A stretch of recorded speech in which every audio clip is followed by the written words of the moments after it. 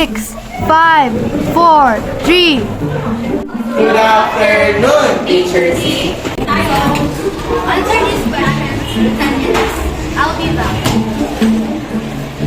Habang nagaganap ang pagsusulit, ang mga kaklase ni Kurt ay abala sa pagsusulat, habang siya naman ay halatang naguguluhan habang tinitigan ang kanyang sagutang papel. Ano ba to? Ang hirap ng mga tanong. Kung babagsak ako, siguradong magagalit si Mama. Si Mama? Napansin ni Kurt si Angelique, ang kanyang katabi, na mabilis na nagsusulat sa kanyang sagutang papel. Tila may tiwala sa bawat sagot na isinusulat niya. Paano kung titignan ko ang sagot ni Angelique? Wala namang makakahuli sa akin, di ba? Habang iniisip ni Kurt na silipin ang papel ni Angelique, biglang maririnig niya ang isang boses mula sa kanyang likuran. Kurt! Tama ba itong gagawin mo? Nasa sa iyo ang desisyon, pero alam mo ito ang tamang paraan. Pero kailangan ko tumasa. Ano bang gagawin ko? Kurt, ang pandaraya ay hindi kailanman magdadala sa iyo sa tunay na tagumpay. Mas mabuting bumagsak ka ng patas kaysa pumasa ka dahil sa pandaraya, di ba? Oo nga, no?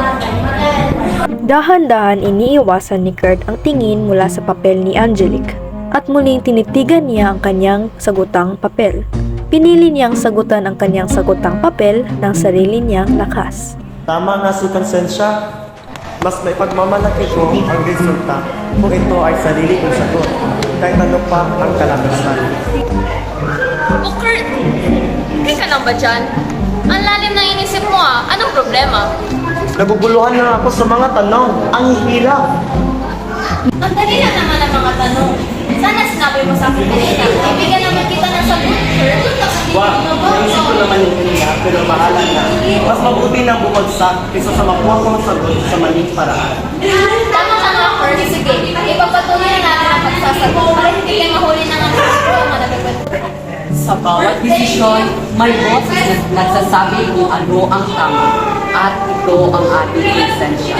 Nandyan ito lagi palagi sa atin. Kaya pakinggan lamang natin ito at piliin ang tama. Konsensya, ang tunay na nabay sa tamang desisyon. Pass your papers now! Konsensya, ang tunay na gabay sa tamang desisyon.